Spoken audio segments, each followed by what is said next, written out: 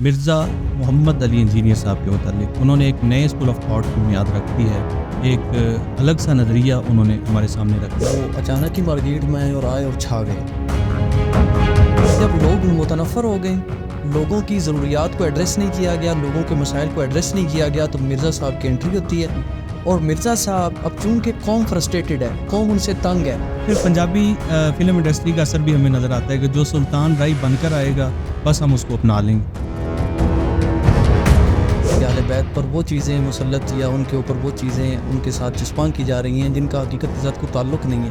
لیکن میرا سوال یہ ہے کہ اگر مرزا صاحب واقعی رسول اللہ کی اولاد کے محب ہیں تو کیا حضرت شیخ عبد القادر جیلانی رضی اللہ تعالیٰ. بسم اللہ الرحمن الرحیم. سوچ پوڈ کاسٹ میں خوش آمدید کہتا ہوں. سید عرفان الحسنی آپ سے مخاطب ہوں.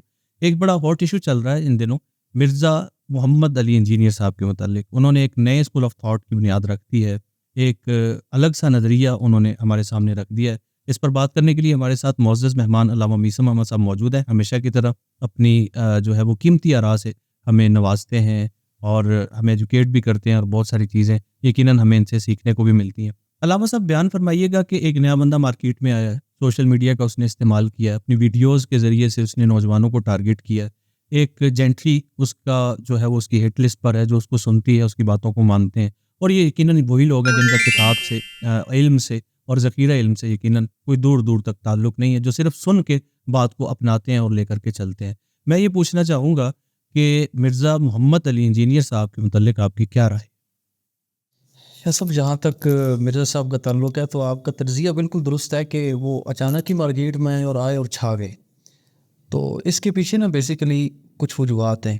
میں اپنے علماء کے طبقے سے یہاں مخاطب ہو رہا ہوں، ان کو نا میری بات تحمل سے سننی چاہیے. دیکھیے، علماء جب تک ان کی کاندھوں پر ذمہ داری تھی اور خیر ابھی بھی ہے تبلیغ کی. مجھے آپ بتائیے ہمارے یہاں مساجد کی کیا تعداد ہے اس ملک کے اندر؟ مبلغین کتنے ہیں؟ خطباء کتنے ہیں؟ پھر آپ انالیسس کریں کہ ان کے خطبات کے اندر کن مسائل کو ایڈریس کیا جا رہا ہے. کیا ان مسائل کا تعلق گراؤنڈ ریالٹیز کے ساتھ ہے؟ کیا وہ ان مسائل پر گفتگو کر رہے ہیں جن مسائل پر انہیں گفتگو کرنی چاہیے؟ تو انفارچونیٹلی اس کا جواب ہے نہیں. جب آپ تبلیغ کی ذمہ داری سے غافل ہو جائیں گے، عوام آپ سے تنگ آ جائے گی. عوام جو سننا چاہ رہی ہے یا جو ان کی ضرورت ہے، ان کی روح کی اور معاشرے کے اندر جس چیز کی ضرورت ہے، آپ ان مسائل کو ایڈریس ہی نہیں کریں گے تو لا محالہ میدان کے اندر کوئی ایسی چیز، ایسی قوت آئے گی. یہ ایک فطری امر ہے. تو مرزا صاحب کو کے پیچھے آپ کے خیال میں ایسا ہے کہ مرزا صاحب جن مسائل پر بات کر رہے ہیں یا جن معاملات پر بات کر رہے ہیں عوام اس کو سننا چاہتی ہے؟ میں اس طرف جا رہا ہوں. دیکھیے، ہمارے عوام پچھلے 50 سالوں سے ایک دوسرے کو ہمارے خطباء کافر کہہ رہے ہیں اور ایک دوسرے پر بدعت کے فتوے لگا رہے ہیں، شرک کے فتوے لگا رہے ہیں. اس بات کا تعلق عام آدمی کے ساتھ، عام آدمی کی زندگی کے ساتھ کیا ہے؟ ایک عام آدمی کو اس چیز میں کیا انٹرسٹ ہے؟ اس کے جو مسائل ہیں اور اسلام کی جو مبادیات دین ہے، جب اس سے عوام اور دو لوگ یہاں کے غافل ہیں، ان کو پتہ ہی نہیں ہے، تو پھر لا محالہ ایسے لوگ میدان میں آئیں گے جو لوگوں کو اپنی طرف اٹریکٹ کریں گے، متوجہ کریں گے. اب یہاں پر یہ دیکھیے کہ جب لوگ متنفر ہو گئے، لوگوں کی ضروریات کو ایڈریس نہیں کیا گیا، لوگوں کے مسائل کو ایڈریس نہیں کیا گیا، تو مرزا صاحب کی انٹری ہوتی ہے. اور مرزا صاحب اب چونکہ قوم فرسٹریٹڈ ہے، قوم ان سے تنگ ہے، تو مرزا صاحب جب آتے ہیں اور وہ للکارتے ہیں نا. آپ بھی تو اسی قوم میں سے ہیں. میں یہیں پر آپ سے سوال پوچھنا چاہوں گا کہ بھئی ایسی کون سی ایسی بات ہے کہ لوگوں نے ایسا کون سا کرائیٹیریا سیٹ کر لیا ہے کہ جو اس کرائیٹیریا پر پورا اترے گا ہم اس کو اپنا لیں گے، اس کی بات کو سنیں گے، اور جو اس کرائیٹیریا سے اس طرف ہوگا ہم اس کی بات کو نہیں سنیں گے، نہیں لے کر کے چلیں گے. یہاں پہ یہ بر صغیر کے لوگوں کا جو مزاج ہے نا، آپ تاریخ پڑھیں تو آپ کو اندازہ ہوگا کہ بر صغیر کے عوام جب کسی بھی قوم، کسی بھی طبقہ سے تنگ ہوتے ہیں نا، تو اس کے مقابل جو بھی کھڑا ہو وہ اس کی تحقیق کیے بغیر اس کے پیچھے بھاگ پڑتے ہیں. یہ ایک تاریخ ہے ہماری. اور پھر پنجابی فلم انڈسٹری کا اثر بھی ہمیں نظر آتا ہے کہ جو سلطان رائی بن کر آئے گا بس ہم اس کو اپنا لیں گے. تو یہ اس میں ایک نفسیاتی معاملہ ہے، میں یہ سمجھتا ہوں. اور دوسرا جہاں تک تعلق ہے مرزا صاحب کی گفتگو کا، تو اب آپ اندازہ کریں کہ آپ فرقوں کی تاریخ پڑھیں، جتنے بھی فرقے ہیں ان کی تاریخ پڑھیں. جب بھی نیا فرقہ مارکیٹ کے اندر آتا ہے نا، تو اس فرقے کا بانی سب سے پہلے یہ نعرہ لگاتا ہے کہ میں فرقہ واریت کو ختم کرنے آیا. لوگ سب اس کی طرف متوجہ ہوتے ہیں کہ یہ ہمیں ان جھنجھٹوں سے، ان مسائل سے، لڑائیوں جھگڑوں سے نکالے گا اور ایک قوم بنائے گا. مرزا صاحب اگر اس کے پیرالل وہ چیزیں دیں اس معاشرے کو جس چیز کی اس معاشرے کو ضرورت ہے، تو ہم ان کے موقف کو درست مانیں گے. وہ لیبل لگا رہے واعتصموا بحبل اللہ جميعا ولا تفرقوا، اور ان کا ہر ٹاپک مسلمانوں کے کسی نہ کسی ایک گروہ یا کسی بھی مسلک کسی بھی، اور اکابر وہ لوگ جنہوں نے تبلیغ میں اور اسلام پھیلانے میں ایک انتہائی اہم کردار ادا کیا، ان کا سارا جو ہے وہ گفتگو اس کے خلاف ہوتی ہے. اگر ایسا ہے تو ہم ان کو کیسے حق پر مانتے ہیں؟ وہ آل رسول کو حق پر مانتے ہیں، آل رسول کی حق کی بات کرتے ہیں، اور آل رسول کا جو ہے وہ جھنڈا بھی اٹھا کر میدان میں اتر آتے ہیں اور کہتے ہیں کہ دیکھیں میں ہی جو ہے ہوں جو ان باتوں کو چھیڑ رہا ہوں. مولوی تو چھپا گئے تھے، مولویوں نے تو ان باتوں کو لوگوں کے سامنے نہیں رکھا. تو کیا ایسا ہی ہے؟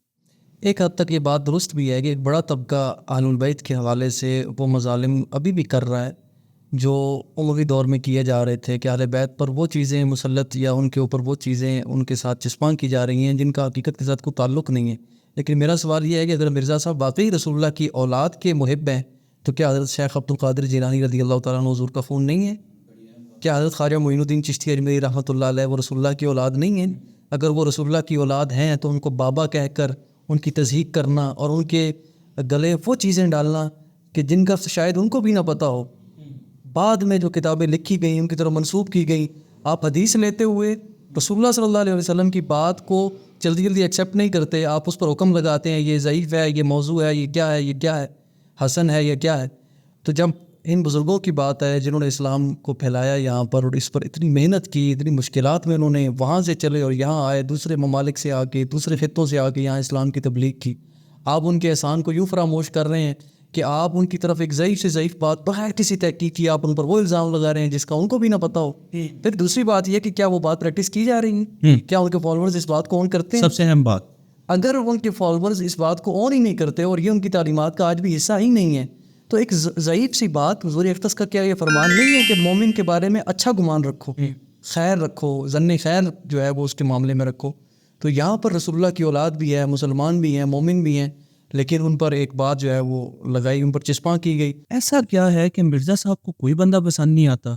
کوئی بڑا عالم دین، کوئی بڑے لوگ جو ہیں وہ رحمہ اللہ تعالیٰ تو ضرور کہتے ہیں یا حافظہ اللہ تعالیٰ ضرور کہتے ہیں کچھ لوگوں کو، باوجود اس کے ان کا اختلاف کا نقطہ نظر جو ہے وہ یا ان کا جو اختلاف کا اینگل ہے وہ ہماری سمجھ سے بالا تر ہے کہ وہ اختلاف کیسے کرتے ہیں اور اتفاق کیسے کرتے ہیں. میں یہ سمجھتا ہوں کہ ان کا جو اختلاف ہے نا یا ان کا اتفاق ہے وہ کسی نظریے پر نہیں ہے بلکہ شخصیات پر ہے. وہ مارکیٹ میں آئے مسالک اور فرقوں کی مخالفت کے لیے ہیں، تو اب وہ ہر فرقے کی ایک بڑی شخصیت کو ٹارگٹ کرتے ہیں اور لیم لائٹ میں آ جاتے ہیں. کوئی نظریہ نہیں ہے ان کا. اگر نظریہ ہو، میں پھر وہی عرض کروں، اگر نظریہ ہو اور کسی نظریے پر وہ سٹینڈ کر رہے ہوں تو رسول اللہ کی اولاد تو وہ بزرگ بھی ہیں جنہوں نے یہاں اسلام پھیلایا. جی بے شک. اگر رسول اللہ کی اولاد ہونے کی وجہ سے وہ احترام کرتے ہیں کسی بھی شخصیت کا تو وہ مہربانی فرمائے کچھ حیا کر جائیں، کم از کم ادب کے دائرے میں رہتے مختلف کریں. علمی انداز تو یہ وہ خود کو کہیں علمی کتابی، لیکن ان کا طرز اختلاف جو ہے وہ اتنا بھونڈا ہو کہ گلی کے آوارہ اور اوباش لڑکے جو ہیں ایسے لگیں گے وہ گفتگو کر رہے ہیں. یہ کہاں گئے؟ اویس ربانی اور مفتی محمد حنیف قریشی نے کیا کچھ کوئی ڈیمیج ڈن کیا تھا؟ کیا مرزا صاحب کو چاہیے تھا کہ ان سے مکالمہ کرتے، علمی مکالمہ کرتے؟ جی یہ تو اصول ہے نا، آپ اختلاف کر رہے ہیں اور آپ ایک بندے کا نام لے کے اس کو ٹارگٹ کر رہے ہیں، وہ آپ کے سامنے آتا ہے، آپ اس کے ساتھ بیٹھیں. پھر دیکھیے اگر آپ خود کو کہتے بھی ہیں کہ میں تو اخلاقیات کے سب سے اعلیٰ درجے پر ہوں، میں تو بہت اچھے جو ہے وہ اخلاق کا مالک ہوں، تو یہ تو کم از کم آپ کا فرض بنتا تھا نا کہ آپ مہمان کو گھر بلاتے، ان کو چاہے تو آفر کرتے. نوجوانوں کو کیا کرنا چاہیے؟ نوجوانوں کو خود ان کو تک رسائی حاصل کرنی چاہیے اور حقائق کو جاننے کی کوشش کریں، اور کم از کم یہ تو جانیں کہ آپ کے آباء و اجداد نے کس کے احسان پر کلمہ پڑھا تھا، کس کی محنت کی وجہ سے وہ دائرہ اسلام میں داخل ہوئے تھے. کم از کم اس احسان کو فراموش نہ کریں. وسم صاحب بہت سارے سوالات تھے، مجھے بہت سارا پریشر تھا، بہت سارے لوگوں کا کہا ہوا تھا کہ میں آپ سے اس موضوع پر بات کروں. ہم پھر بھی انشاءاللہ اس پر مزید بات بھی کریں گے اور بہت سارے نئے سوالات کے ساتھ کریں گے. جیسے کہ آپ نے بات کی کہ نوجوانوں کو چاہیے کہ وہ کتابوں سے رجوع کریں، ذخیرہ علم سے رجوع کریں، تو میں بھی اسی پر جو ہے وہ پروگرام کا اختتام کروں گا، پوڈ کاسٹ کا اختتام کروں گا کہ واقعتاً کتابوں سے رجوع کرنا، ذخیرہ علم سے رجوع کرنا ضروری ہے. ایک ویڈیو آپ کی زندگی کا عقیدہ بدلنے کے لیے کافی نہیں ہے. اجازت دیجیے، اللہ نے